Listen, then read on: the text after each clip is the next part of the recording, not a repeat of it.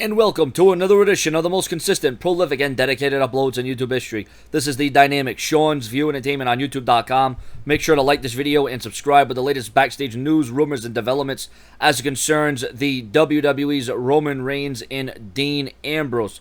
In a WWE backstage news and rumor update, current word is there were complaints about booking up-and-coming talent with Dean Ambrose and Roman Reigns essentially lost. Vince McMahon feels that Seth Rollins looks too soft in his interactions with Triple H. While it's one thing to be a slimy heel, there is concerns Rollins isn't coming off like a legitimate champion. Vince is reportedly pushing for something similar to what we saw in years past with the Rated R superstar Edge, where Seth Rollins is a dirty heel but doesn't take crap from anyone. Well, let's break this up here.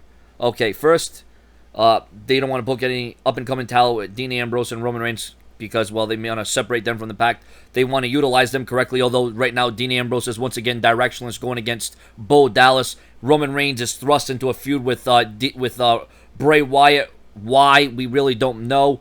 Vince feels that Seth Rollins looks too soft in his interactions with Triple H. Well, then why don't you book him better? Why don't you make his demeanor more harsher and more credible? While it's one thing to be a slimy heel, there is concerns while Rollins isn't coming off like a legitimate champion. Well, of course, now with the kind of booking behind Rollins with all the DQ finishes, all the countouts, all the interferences, I mean, how can you book Seth?